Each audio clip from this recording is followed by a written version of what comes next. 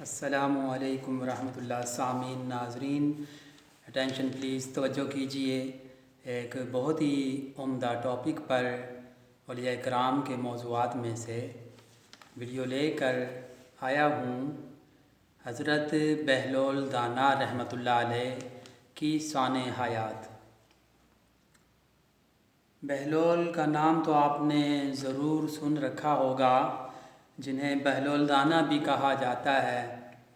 آپ 5ویں خلیفہ ہارون الرشید کے دور مارچ 766 سے مارچ 809 عیسوی میں ایک فلاسفر، ولی کامل اور تارک دنیا درویش کے طور پر پہچانے جاتے تھے۔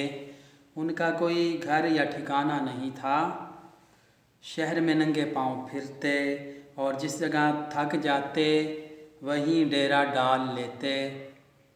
بعض لوگوں نے انہیں مجذوب بھی لکھا ہے، کیونکہ وہ عشق الہی میں گم اور ارد گرد کے ماحول سے بے خبر ہوتے تھے، بہت کم لوگوں کی طرف التفات کرتے، لیکن جب کبھی عوام الناس کی طرف منہ کرتے تو حکمت و دانائی کی بہت ہی عجیب و غریب باتیں کرتے۔ کوفہ میں پیدا ہونے والے بہلول کا اصل نام وہب بن عمر اور تعلق عرب قبیلے بنو عمان سے تھا۔ ان کے والد چھٹے امام حضرت جعفر الصادق کے شاگرد تھے، لیکن کچھ وقت 7ویں امام موسیٰ کاظم کی صحبت میں بھی گزارا۔ بہلول کا شمار بھی امام موسیٰ کاظم کے پیروکاروں میں ہوتا تھا۔ جب خلیفہ ہارون الرشید نے امام موسیٰ کاظم کو قید کرنے کے بعد ان کے تابعین کے خلاف کارروائیاں شروع کیں تو وہب اور کچھ دوسرے لوگوں نے امام سے قید خانے میں ملاقات کر کے آئندہ عمل کے لیے ہدایات مانگیں۔ امام علی مقام نے جواب میں صرف ایک لفظ جیم لکھ کر اپنے عقیدت مندوں کے حوالے کر دیا۔ ہر شخص نے جیم کو اپنے اپنے انداز میں لیا، کچھ نے اسے جلا وطن سمجھا اور بعض نے اس کے معنی جبل یعنی پہاڑوں میں روپوشی لیا، لیکن وہب نے اسے جنون یعنی مجنونیت میں تبدیل کر دیا۔ انہوں نے اپنی شاہانہ زندگی ترک کی اور پھٹے پرانے کپڑے پہن کر گلیوں میں نکل آئے۔ خلیفہ ہارون رشید سے ان کی ملاقات 188 ہجری میں خلیفہ کے سفر حج کے دوران کوفہ میں ہوئی، جس کا ذکر امام ابن کثیر نے بھی کیا ہے۔ بہلول نے ہارون کو جو نصیحتیں کی، ان سے متاثر ہو کر وہ انہیں اپنے ساتھ بغداد لے آیا، اور پھر بہلول کا ٹھکانہ بغداد کی گلیاں ہی رہیں۔ بہلول کا مزار بھی بغداد میں ہی ہے، جس کے ایک گوشے میں مشہور ہے کہ وہاں سکھ مذہب کے بانی گرو نانک نے چلا کاٹا تھا۔ کہتے ہیں کہ ایک دن بہلول دریائے دجلہ کے کنارے بیٹھے گیلی ریت کی ڈھیریاں بنا رہے تھے اور ہارون الرشید کی چہیتی ملکہ اپنے محل کے جھروکے سے بڑے انہماک کے ساتھ انہیں دیکھ رہی تھی۔ وہ مٹی کی ڈھیری بناتے اور پھر خود ہی اسے مسمار کر دیتے۔ ملکہ جھروکے سے اتر کر اپنی سہیلیوں کے ہمراہ دریا کنارے آ گئی اور پوچھا، کیا کر رہے ہو بہلول؟ بہلول نے ادائے بے نیازی سے کہا، جنت کے محل بنا رہا ہوں۔ ملکہ نے سوال کیا، اگر کوئی تم سے یہ محل خریدنا چاہے تو فروخت کرو گے؟ بہلول نے کہا، ہاں ہاں، کیوں نہیں، میں بناتا بھی ہوں اور فروخت بھی کرتا ہوں۔ ملکہ نے پوچھا، بتاؤ ایک محل کی قیمت کیا ہے؟ بہلول نے بے ساختہ کہا، 3 درہم۔ بعض لوگوں نے 1 درہم بھی لکھا ہے۔ ملکہ کے حکم پر بہلول کو 3 درہم اسی وقت ادا کر دیے گئے۔ یہ واقعہ ملکہ نے اپنے شوہر خلیفہ ہارون الرشید کو بتایا، جسے خلیفہ نے مذاق میں ٹال دیا، لیکن رات کو ہارون نے خواب میں جنت کے مناظر دیکھے، جن میں آبشاروں اور مرغزاروں کے علاوہ خوبصورت محلات بھی شامل تھے۔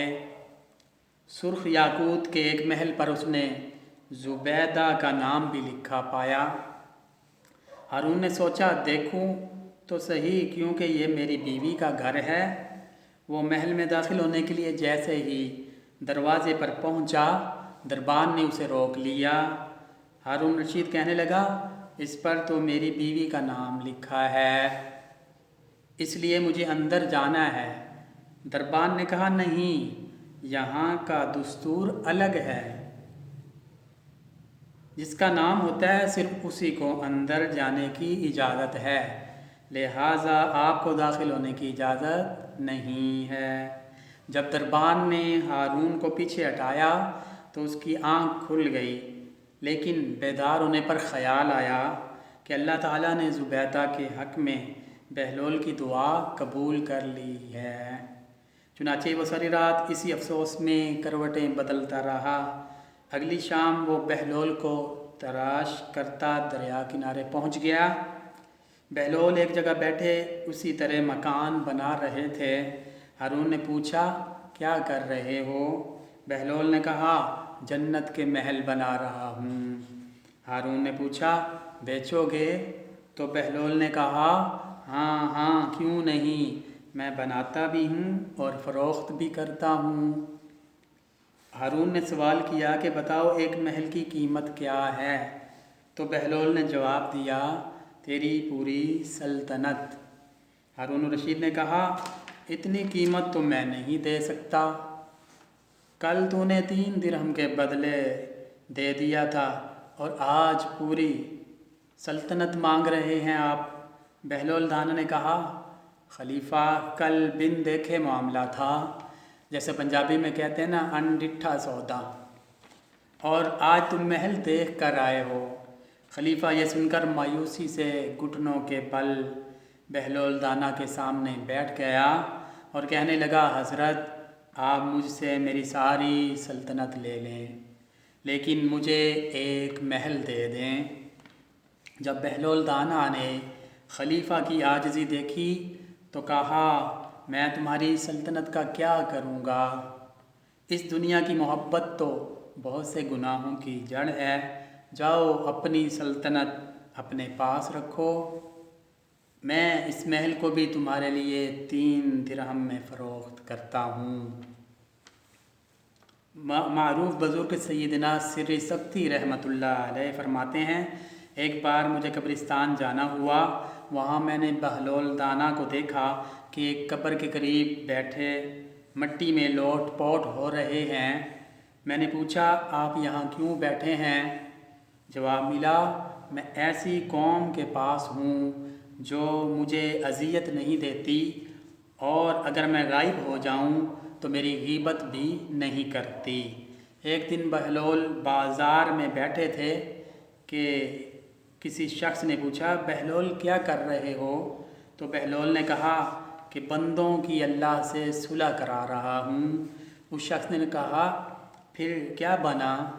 بہلول نے کہا کہ اللہ تو مان رہا ہے لیکن بندے نہیں مان رہے۔ کچھ عرصہ بعد اسی شخص کا ایک قبرستان کے پاس سے گزر ہوا تو دیکھا بہلول قبرستان میں بیٹھے ہیں۔ قریب جا کر پوچھا بہلول کیا کر رہے ہو؟ بہلول نے کہا بندوں کی اللہ سے صلح کروا رہا ہوں۔ اس شخص نے کہا پھر کیا بنا؟ بہلول نے کہا کہ بندے تو مان رہے ہیں مگر آج اللہ نہیں مان رہا۔ بہلول سے ایسے درجنوں واقعات اور دانائی کی باتیں منسوب ہیں۔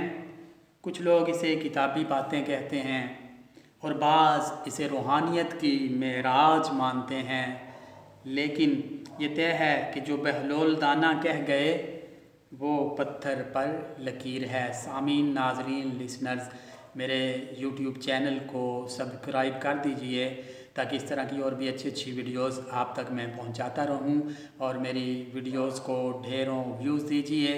اللہ تعالیٰ آپ کا حامی و ناصر ہو، ہمارا حامی و ناصر ہو، ہم سب کا اللہ حامی و ناصر ہو۔ اپنا، اپنے قریبیوں کا، اپنے پیاروں کا، اپنے مخلصوں کا ڈھیروں خیال رکھیے۔ Thank you very much for this watching, for this video watching. Jazakallah, shukriya, Allah Hafiz.